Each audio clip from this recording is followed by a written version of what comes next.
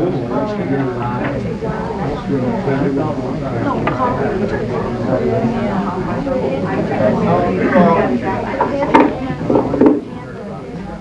Jim Chisholm or Jim Simmons can hear me, I guess everyone can. What?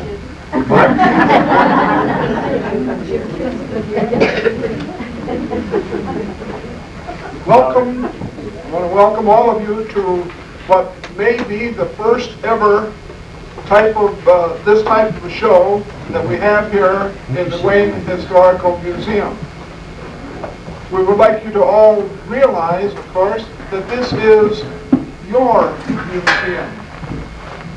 The commission is only here to see to it that the things keep rolling, and that's what we're trying to do for you this evening, to show you some of the things that are available here in the museum that we couldn't possibly put on permanent exhibit at all times.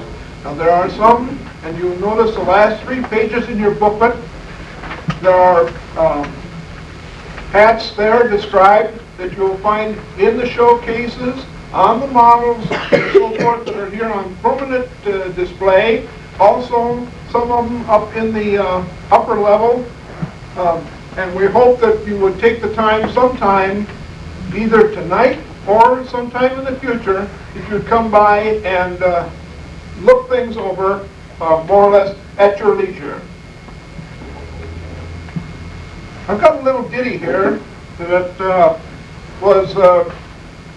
we found in the file, and it says, tying her bonnet under her chin, she tied her raven ringlets in. But not alone in the silken snare did she catch her lovely floating hair, for tying her bonnet under her chin, she tied a young man's heart within. In the spring, a young man's fancy lightly turns to thoughts of love, according to Tennyson. Perhaps an older man's thoughts may turn to spading the garden, or to Return of the Tigers from the spring training. At the first hint of spring, except in the last few years, of course, a woman's thoughts, young or old, turn to the new spring hat styles, maybe even to the Easter parade. We don't know when the first milliner appeared in Wayne or who she was. Milliners were first mentioned in Wayne directories in 1873 when Morrison and Hall milliners appeared. Who were they? James Morrison, a shoemaker, came to Wayne about that time. Was it his wife or his daughter that was a milliner? I think that I know that one of his daughters, maybe his only daughter, was a shoe store owner and also a treasurer of the village. A Miss Underwood, sometimes known as Annie, was a milliner in the 1870s and until 1882. And in 1875, a Mrs. Simpson was listed. 4 milliners were shown in 1877. They were Mrs.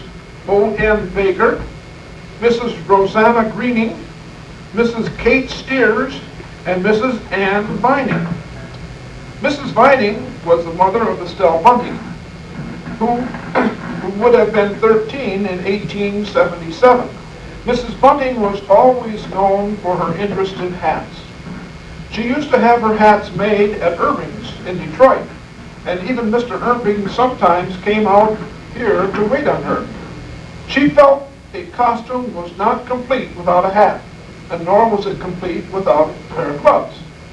Mrs. Vining had been a teacher earlier, and after her try at the millinery business, she went back to teaching. Perhaps her adventure in selling and or making hats was a short one. Her name never appeared again in any of the directories. Sarah Mitchell opened a shop on Tuesday, September 27, 1881, in a partnership with a Miss Emery. It was advertised in the Wayne County Review, having a full line of fall millinery, embroideries, zephyrs, Germantown wools, ladies and children's wear, fancy good of all kinds. Edith and Millie Scheibel opened their shop in the Wilson Block at the southwest corner of Monroe and Park. In January of 1903, we believe that in 1903, period. I'm an amateur. We believe that after Mrs. Mitchell retired from the business, they were in the shop in the Meldrum building, where Ida Riley began her millinery and dress shop in the late 1920s. Although Ida Riley sold ready-made hats, she also made and trimmed hats herself, and was the last of the local milliners. Bonnets went out of style for a time, but in the 1870s they again were fashionable. And the 1880s hats, although not tied under the chin and sitting up high on the head, were still shaped very much like a bonnet. The tailored era of the 1890s brought the wide-brim, short-crown sailor hat. The 1940s will be remembered for the nearly flat hat, tilted forward over the forehead, showing curled hair underneath. The pillbox fad and the Empress Eugenie, the peach basket, and the turned-down brim had their day. And then there was a spring that a tiny flower hat appeared called a whimsy. Sometimes it was only a cluster of blossoms or one single large flower and a bit of veiling. It was a delicate, flimsy hat and definitely not a style becoming to every woman. I wonder how many women from the farms brought their eggs and butter to Bunting's store, getting an order in exchange to turn over to Mrs. Booth or Mrs. Mitchell for a spring hat bonnet. And so it was with the millinery shops in Wayne, and some of the hats we are about to show you may have been made by one or other of these particular milliners. One of our first models this evening is Elsie Fulford, who is wearing a black velvet lavender trim in front and also has black velvet ties. The lining of this hat is interesting.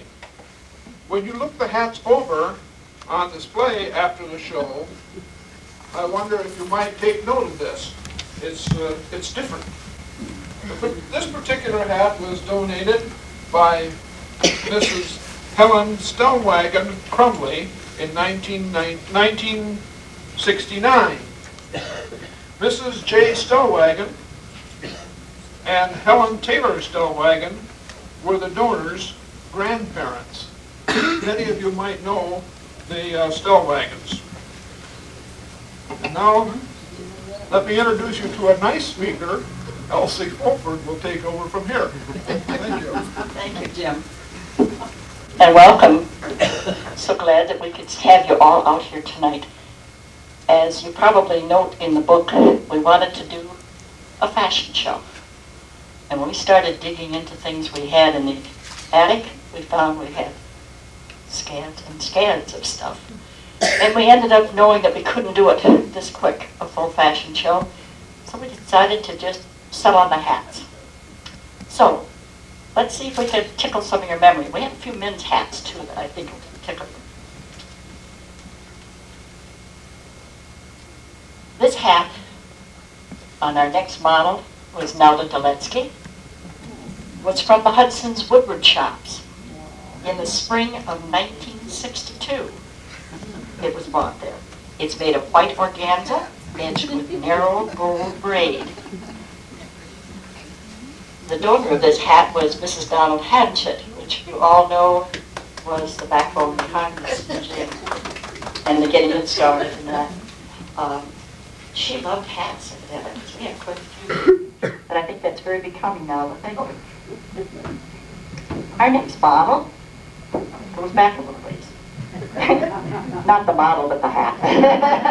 Gwen Mansell, and I might tell you that this is Jim and Nelda's daughter, Gwen, is wearing a red and white checked cotton sunbonnet. These were worn extensively back in the 1800s and early 1900s by the ladies to protect their skin from the sun's rays. I can remember my husband's grandmother, she wouldn't go out of the house without one on. Getting a suntan was definitely a no-no back then.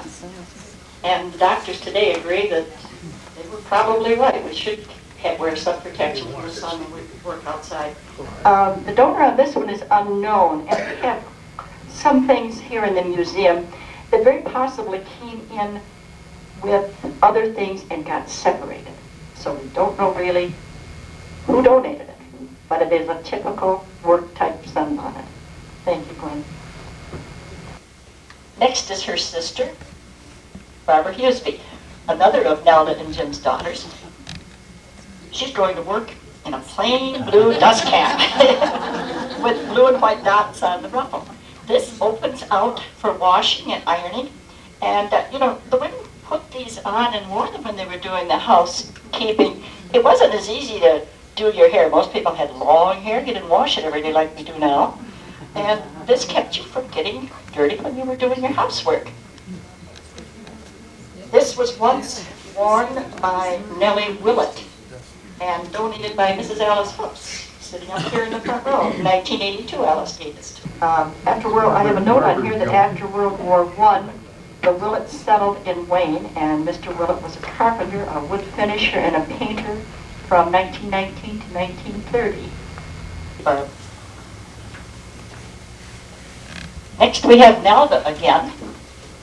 This is updated a little bit more. She's modeling a pretty straw hat with a navy crown and a wide pink brim. It is trimmed with navy velvet ribbon and veiling, which is anchored at either side with clusters of pink flowers. This type of hat was fashionable in the early 50s and donated by Sarah Langworthy Larson to the museum in 1990. I think it's becoming to Nelda. I guess after going through all this, I wish we'd go back to hats, but I have a lot of fun with this.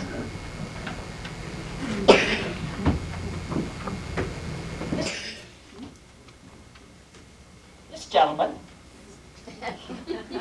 I'm sure you all know, our Hank Gowdy, wearing a snappy straw hat. This once belonged to his older brother, Otto Gowdy of Wayne, Hank's brother. Worn in the early 1900s, donated to the museum by Hank in 1990. He was telling us the other day we were doing this, that back, how long ago, Hank, when you went to the ball games, they on Labor Day, I guess it was, they had a straw hat day at the old Navin Field, and everyone threw their straw hats onto the field when anybody like hit a home run or made a real good play or something like that. Then they had to stop all the action while everybody went out and picked up all the straw hats. So got rid of your straw hat. Next spring you could buy a new one. Glad that Otto didn't throw that one out. They said this was a custom of probably the late 20s and early 30s. I hadn't heard about that before, but I thought it was a cute idea. Next we have Nelda again. No, not yet. She's wearing a beautiful white fur hat, felt hat, I should say, with netting and an ornamented material up on the crown. And this also was donated to the museum by Sarah Langworthy Larson in 1990. This was probably worn in and around the 1950s. It seems to me, as I remember, I got out of school in 41, and I can remember still I can still remember, it was really neat to have a hat. You tried to coordinate a hat with your outfit. I don't know if I even own one anymore. But the pillbox type was very popular then.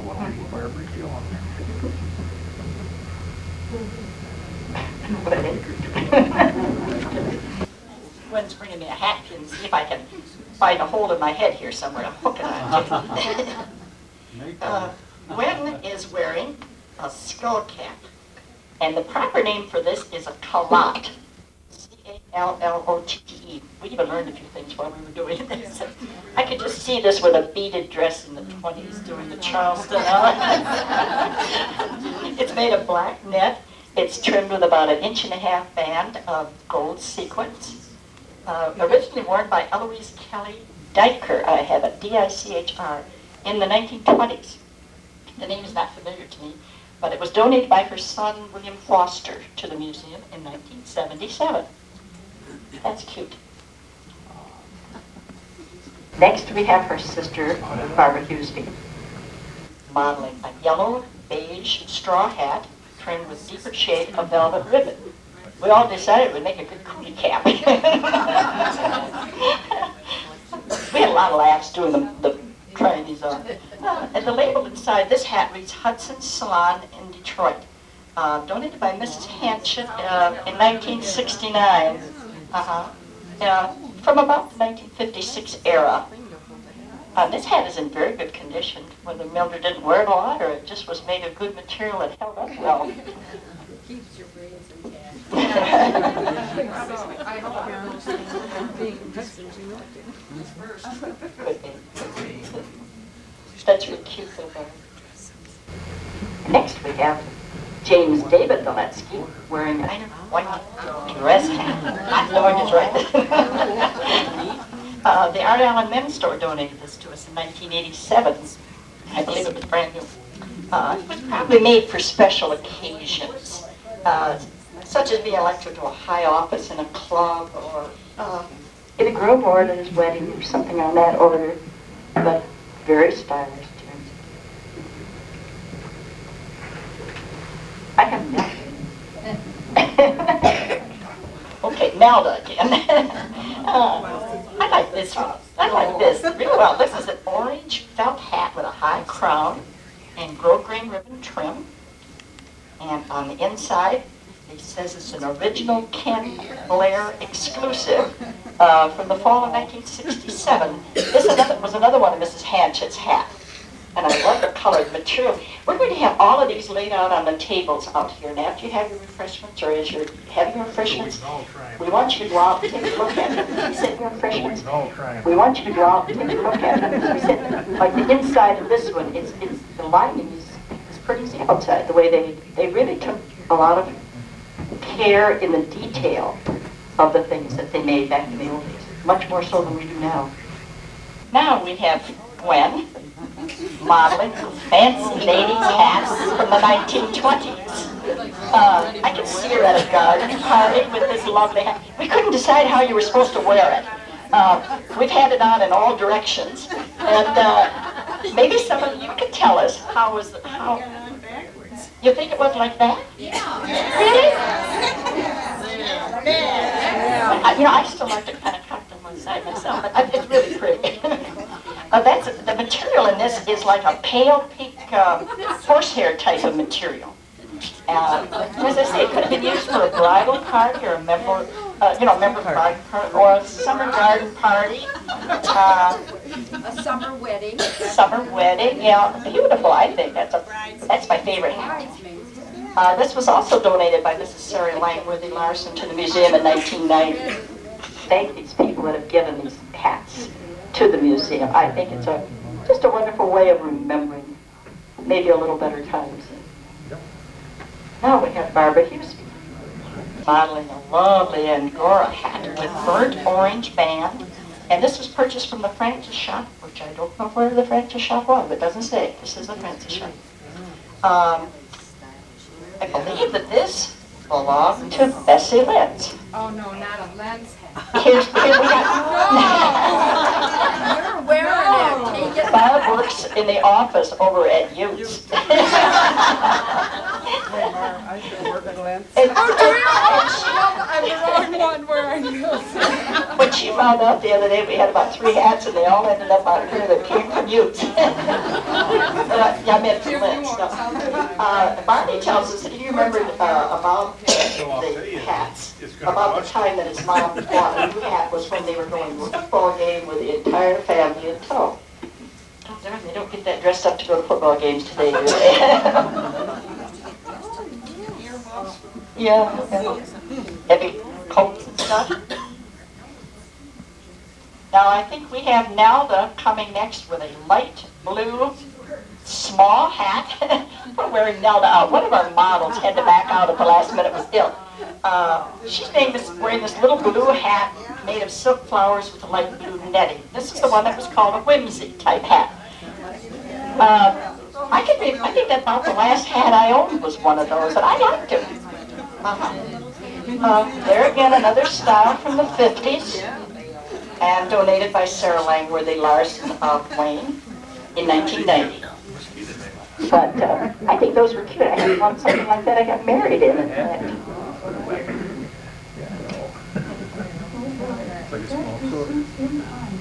Now we have the resistance. Jim Valetsky wearing a fur felt men's top hat. This style became very popular in the 1880s or 1890s. It's really shorter than the traditional top hat. I think we have one of the traditional ones in one of the museum cases. The stovepipe hat, which was worn by Abe Lincoln in the 1850s. This is also donated by Sarah Langworthy Larson, and I believe she told Virginia, who got ill and couldn't come tonight, that Sarah said that this hat was worn by her grandfather. So, but it's a beautiful hat. And now I'm going to turn this over to Jim and stall a little bit. I'm the next mom. I'm not going to get another hat on. Thank you. I just don't feel right without a jacket on. Gotta have your tails to go with that. I feel like I'm half dressed, you know, like without a pair of gloves or without a hat on.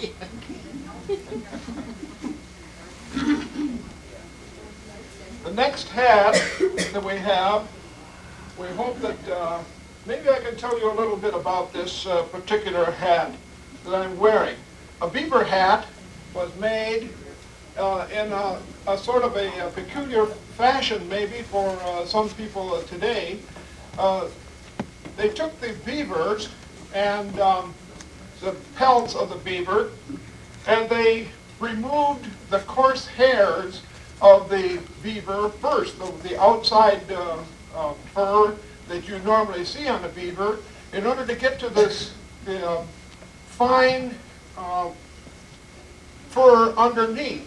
Scrape that off of the pelt or the leather skin, and then they carefully weighed it out, and they put it into a box. And if I can look here, into a hurl. And after they had it in the hurl, then they took a long gut string and they twanged it through the hurl in order to make the fur to cling, in order to make a nice mat for it. And then when they had this done, they would take this out, and then they placed a piece of linen just a little bit smaller than that particular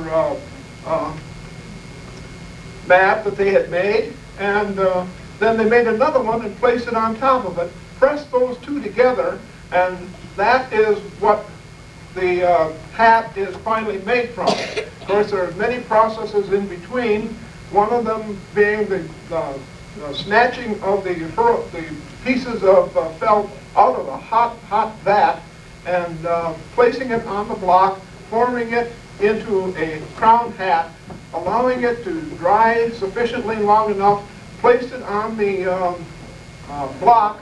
Then the block ran through a dye vat.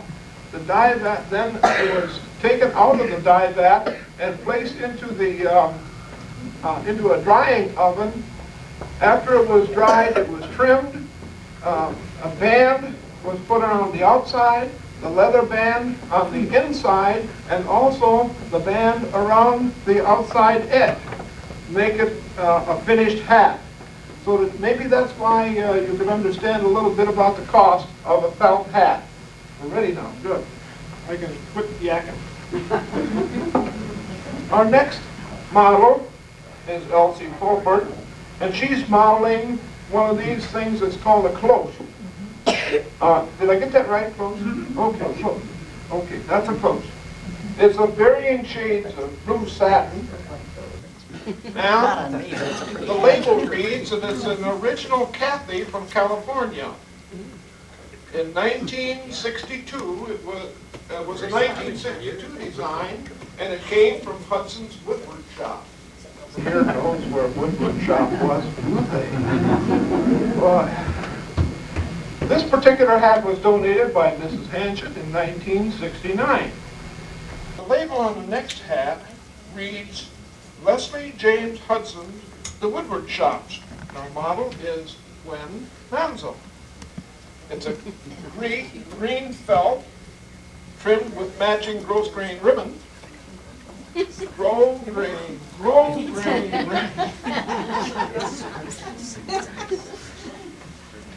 Talking about printing, I could probably do all right, but talking about hat, I'm having a problem.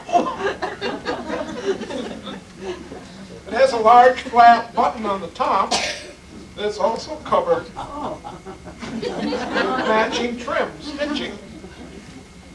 This particular hat was popular in the early 60s also, and this particular one was donated by Mrs. Hanchett.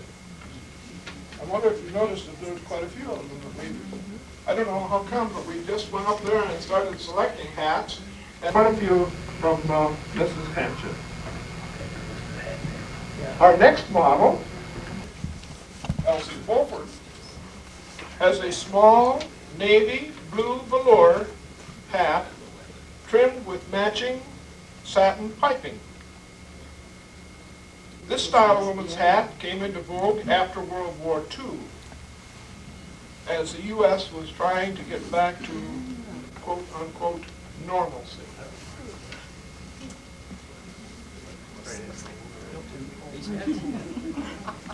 This particular hat was also made by Mrs. Hanchett in 1972. I think we got a glitch coming here. There's something went amiss. Probably just I had to wear.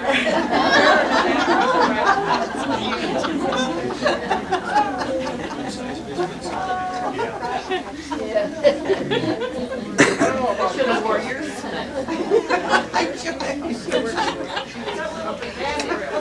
Barb Hughesby is wearing a blue pillbox trimmed with netting and iridescent feathers. This is mine. I think And it so. was, they called this peach bloom velour. Did I get that spelled right or get it wrong? I'm not very good at women's hats. Probably from the 1950s. This particular hat was donated by Sarah Langworthy Larson.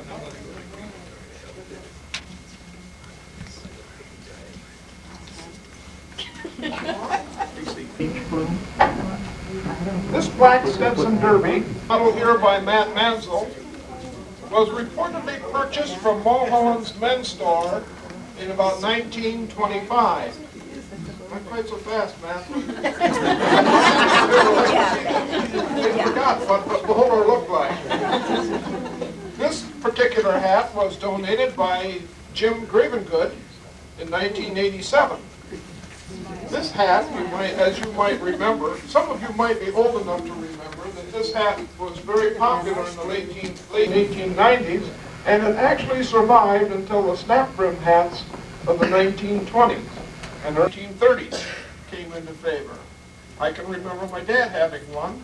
It was, oh boy, when he finally threw it out, it was so thread-worn, but he did enjoy wearing that particular hat. We've got a model here that you might have seen once before. We've got Elsie Fulford coming now. Definitely a winter hat. It's a rust fur hat with narrow brown braided trim. It has two yellow stones, pins, that are stuck into the braid on the side. And this label also reads Hudson's Salon, Detroit. I don't know where that was. Anybody know where? This particular hat was made. I know where Hudson's was. This particular hat was made in France And it was from the era of around 1962 or 1963. And this particular model was donated again by Mrs. Hanchin. The next gentleman's hat was called a pork pie.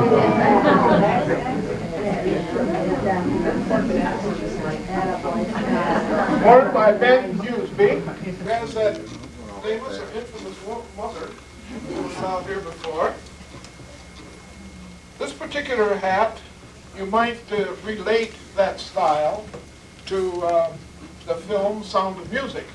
I don't remember the man's name, but he was the promoter of the show, and that particular show was set in Austria at the time that the Nazis were trying to take over in 1930, 33, somewhere along in there.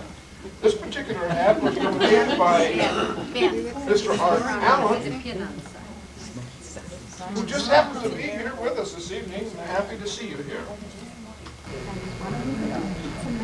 You notice also, you might notice that I think either we are all growing up or something is happening to our population, because most of these hats are small on all of us. We're having a tough time getting in. We had to find a young fellow. You know, I might tell you, some of you people might have noticed that when I was in school, I was handsome. I was tall. My hair was dark. That fits you. You haven't got the big head. I'm still tall. Not dark.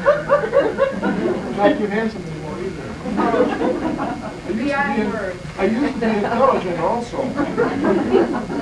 Barb Huseby is wearing a white straw hat with orange trim and a feather. But if you notice that little feather, it had a little bumblebee on it or something, but actually that isn't true. This is another one of those, can I mention? Quietly. John Lentz donated this hat. Say Barney. Barney, right. And the hat was purchased from Ernest Kern Company. Isn't that a beauty? It looks like it's a made of plastic, but it really isn't. Okay? You get that? Okay.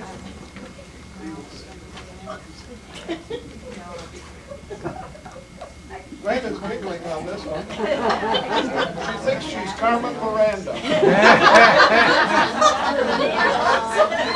She's wearing a lovely hat made of beige satin ribbon. 1/2-inch strips connected with a matching veil. I'm sorry. The label reads, again, that place that I don't know, the Woodward Shops at Hudson's. This particular hat was worn quite often from the time right after the World War II until about 61, 62. This particular hat also was donated by Mr. Hanchin. Here's that gal again. She's coming back again. Elsie is showing us black straw with a wide wavy brim and black silk bow on the top of the front of the brim. There's a little stiff piece here in the middle that just holds it right in your head. I don't know, the front row might have seen it, but it says that the label in this hat also said J.L. Hudson Company, Detroit. This particular hat appears to be from the 40s or the 50s era. Keep the sun off. And it's another one of those that was donated by Mrs. Hanchin. Where's the handle? This one is a little bit different. Matt Manzel, who was wearing a Boy Scout hat. It was donated to the museum by Mrs. George Hess in 1964. Some of you Some of you longtime members of the society might remember that Mrs.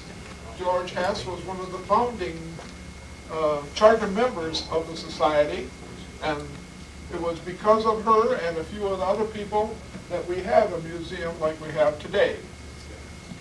The American Scout movement was brought to the United States by a Chicago publisher, William D. Boyce. The National Council was founded in February 8, 1910.